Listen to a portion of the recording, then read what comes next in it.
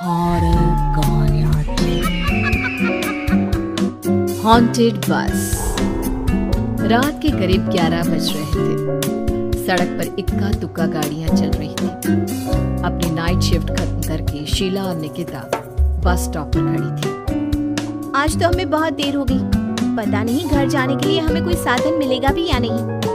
अगर कोई साधन नहीं मिला तो कहीं रात इसी बस स्टॉप पर ना बितानी पड़े। अपनी काली जुबान बंद कर। जब देखो तब उल्टी बातें ही करती है। अरे कुछ देर रुक जाना, कुछ ना कुछ मिल ही जाएगा। लेकिन काफी देर तक इंतजार करने के बाद भी उन्हें कोई बस नहीं मिलती। धीरे धीरे समय के साथ साथ सड़क पर चलने वाली गाड़ियों का दिखना भी बंद हो जाता है। अरे ये देख, अब तो सड़क पर एक भी गाड़ी नहीं दिख रही। दूर दूर तक गाड़ी और किसी इंसान का नामो निशान नहीं है। एक काम करते हैं, वापस अपने ऑफिस चलते हैं। हम दोनों आज रात वहीं गुजार लेंगे। देख, तुझे अच्छी तरह पता है 10 बजे के बाद चौकीदार ऑफिस के मेन गेट पर ताला लगाकर अपने घर चला जाता है। ऑफिस जाने का कोई फायदा नहीं है। इस सुनसान सड़क को देख मुझे बहुत घबराहट हो रही है। एक काम करना, उसी चौकीदार के घर चलते हैं। वो भी तो परिवार वाला है। हम बेफिक्र होकर आज रात उसके घर पर रुक सकते हैं। अरे पागल, चौकीदार 10 बाय 10 की खोली में रहता है। उसके 4 बच्चे हैं। मतलब वो हमें अपने घर में कौन सी जगह देगा। अब तू ना ये बेकार की बातें बंद कर और चुपचाप खड़ी रह। शायद कोई लिफ्ट ही मिल जाए। फिर काफी देर इंतजार करने के बाद आखिरकार एक नीले रंग की बस उनके सामने आकर रुकती है। बस का दरवाजा खोल कंडक्टर उन दोनों से कहता है, कहिए कहाँ जाना है आप दोनों को? देखिए मेरी पूरी बस खाली पड़ी है। मैं आप दोनों को आपके ठिकाने पर छोड़ दूंगा। इतना कहकर कंडक्टर मुंह में भरे पान की पिचकारी सड़क पर दे मारता है। निकिता, लोगों का कहना है कि कुछ महीने पहले इसी तरह अंधेरी रात में एक नीली बस के अंदर कुछ बदमाशों ने एक जवान लड़की की हत्या कर दी थी। इस बस का रंग भी नीला है। कहीं ये वही बस तो नहीं? कंडक्टर शीला की बात सुन लेता है और मुस्कुराते हुए कहता है, देखिए मेम साहब, उस घटना के बारे में मैंने भी सुना है। माना कि उस बस का रंग और मेरी बस का रंग एक है, लेकिन दुनिया में नीले रंग की एक ही बस तो नहीं है ना। ये तो सिर्फ एक इत्तेफाक है। देखिए, हमारी बस में एक मेम साहब पहले से ही बैठी हैं। चाहे तो अब देख लीजिए। निकिता गर्दन उठाकर देखती है तो बस के पीछे वाले हिस्से में एक लड़की कंबल ओढ़े बैठी हुई थी। सही तो बोल रहे हैं भैया, बस में पहले से एक लड़की बैठी है। चल अब हम भी बैठ जाते हैं, वैसे भी बहुत देर हो गई है। अरे ठहर जाना निकिता, मुझे डर लग रहा है। अरे तुझे इतना ही डर लग रहा है तो तू यहीं खड़ी रहे, मैं तो चली। अरे तुम मुझे छोड़कर कहाँ जा रही है? मैं भी चलती हूँ। दोनों बस में जाकर बैठ जाती हैं। देखते ही देखते ड्राइवर बस को तेज रफ्तार में चलाना शुरू कर देता है। तभी शीला की नजर पीछे वाली सीट पर अकेली बैठी लड़की पर पड़ती है। उस लड़की की लाल आंखें और उसका आधा जला हुआ चेहरा देखकर शीला घबरा जाती है। सुन निकिता, हमारे पीछे जो लड़की बैठी है ना, उसकी आंखें एकदम खून की तरह लाल और चेहरा किसी चुड़ैल की तरह डरावना दिख रहा है। अरे छोड़ ना, कौन कैसा दिखता है? मुझे इन सब बातों में कोई दिलचस्पी नहीं है। मैं थोड़ी देर झपकी लेना चाहती हूँ, इसलिए अब तू अपनी बड़बड़ बंद कर प्लीज।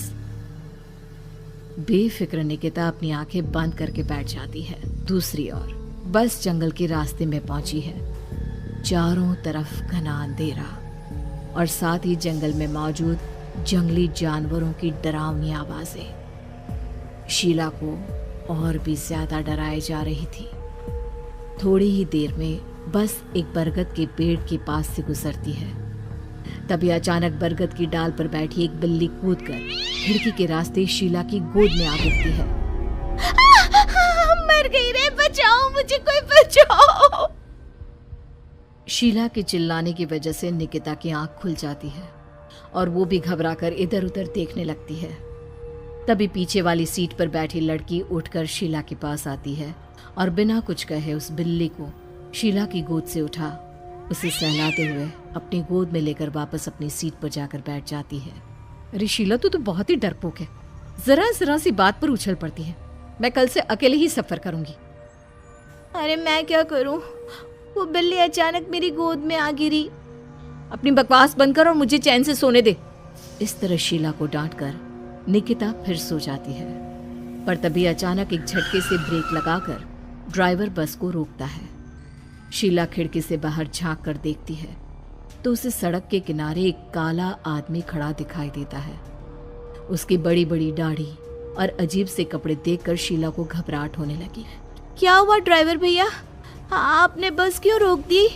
अरे वो देखो, वहां वो सड़क के किनारे एक आदमी खड़ा है, उसी के लिए मैंने बस रुकवाई है। शीला निकिता को धक्का देकर नींद से जगाती है। अरे अब क्या हुआ? वो देख, सड़क किनारे कितना डरावना आदमी है। उसका अजीबोगरीब हुलिया देखकर लगता है जैसे कोई शैतान खड़ा हो। अब शीला की तरह निकिता भी उस आदमी को देखकर थोड़ा डरने लगती है। कंडक्टर, क्या तुम उस आदमी को बस में चढ़ाने वाले हो? उसे देखकर हमें डर लग रहा है, उसे बस में मत चढ़ाओ। अरे डरने की कोई बात नहीं है मेम साहब, ये आदमी जंगल के पीछे वाले गांव में रहता है। ये रोज इसी वक्त मेरी बस में बैठकर पड़ोस वाले गांव में जाता है। और वैसे भी ये बेचारा गूंगा है। अगर आप लोगों को डर लगता है तो मैं इसे ड्राइवर के बगल में बिठा देता हूँ। ओह अच्छा, ठीक है। फिर कंडक्टर का इशारा पाते ही वो आदमी बस में सवार हो जाता है। ड्राइवर दोबारा एक्सीलेटर पर जोर देकर बस को आगे बढ़ाता है। थोड़ी ही देर में बस एक घाटी पर चढ़ती है। बस के एक तरफ गहरी और डरावनी खाई थी, पर ड्राइवर को इस बात से कोई फर्क पड़ता नजर नहीं आ रहा था। वो लगातार बस की रफ्तार बढ़ाकर बस चलता जा रहा था। ड्राइवर भैया, आप देखते नहीं क्या बगल में इतनी गहरी खाई है? बस की रफ्तार लगातार बढ़ाए जा रहे हो, थोड़ा धीरे चलाओ ना।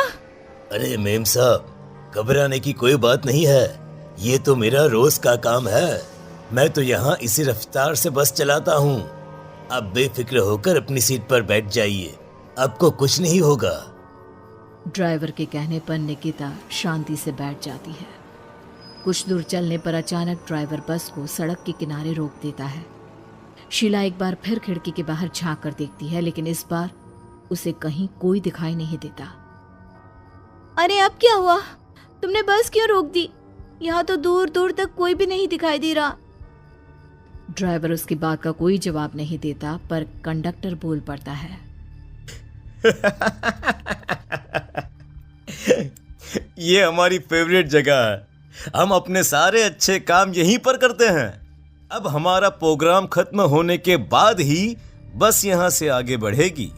इतना कहते ही कंडक्टर सीट के नीचे रखी एक शराब की बोतल निकालता है। अरे ये सब क्या है?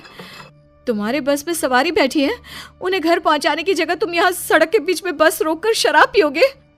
बस में लड़कियों के बैठे हुए भी तुम्हें ये सब करते हुए शर्म नहीं आती? कंडक्टर कोई जवाब नहीं देता और मुस्कुराते हुए शराब पीने लगता है।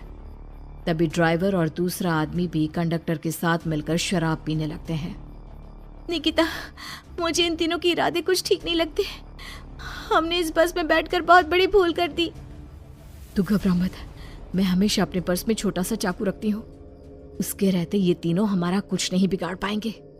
देखो गज्जू भैया, हमारी बस में इस समय 3 जवान लड़कियां बैठी हैं। कहो सबसे पहले किसका शिकार किया जाए? मैं तो कहता हूँ कि सबसे पहले वो जो पीछे अकेले जो बैठी है ना, उसे पकड़ कर लाओ। उसके बाद इन दोनों का प्रोग्राम फिट करेंगे। ठीक है, जैसी तुम्हारी मर्जी।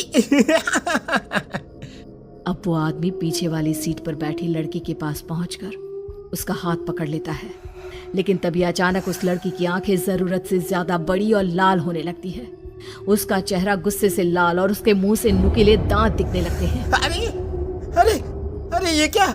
ये लड़की अचानक इतनी खतरनाक कैसे बन रही है? इतने में वो लड़की उस आदमी को उठाकर वहीं सीट पर पटक देती है। मुझे हाथ लगाएगा, तेरी इतनी हिम्मत! जोर से चीखते हुए वो लड़की उस आदमी पर हमला कर देती है और पल भर में ही उस आदमी का काम तमाम हो जाता है। ये देख ड्राइवर और कंडक्टर के होश उड़ जाते हैं। इतने में ड्राइवर अपनी जान बचाने के लिए तुरंत बस से बाहर कूद जाता है। पर तभी बस के पीछे की तरफ से तेजी से आ रहा एक ट्रक उसे कुचल कर चला जाता है। एक ही पल में अपने दोनों साथियों की मौत देख अब कंडक्टर के हाथ पैर कांपने लगते हैं। ये सब देख निकिता और शीला के भी होश उड़ जाते हैं। वो चुपचाप अपनी सीट पर ही छुप कर बैठी रहती हैं। अरे अरे अरे कौन हो तुम और तुम इतनी भयानक कैसे बन गई? अब वो लड़की गुस्से में गुर्राते हुए कंडक्टर का गला पकड़ लेती है। इतनी जल्दी मुझे भूल गए? कुछ महीनों पहले तुम तीनों ने बड़ी बेरहमी से मेरी हत्या की थी और फिर शहर छोड़कर भाग गए। कई दिनों से मैं तुम तीनों के इंतजार में भटक रही थी। आज जाकर मेरा बदला पूरा होगा। अब तू भी अपने साथियों की तरह जहन्नम पहुंच जाएगा। अब वो लड़की कंडक्टर को उठाकर बस के पास मौजूद खाई में फेंक देती है। कंडक्टर एक बड़े पत्थर से जा टकराता है और उसकी भी मृत्यु हो जाती है। दूसरी तरफ ये सारा नजारा देख शीला और निकिता बेहोश हो जाती है। अगली सुबह जब उन दोनों को होश आता है तो वो अपने आप को एक सरकारी अस्पताल में पाती है।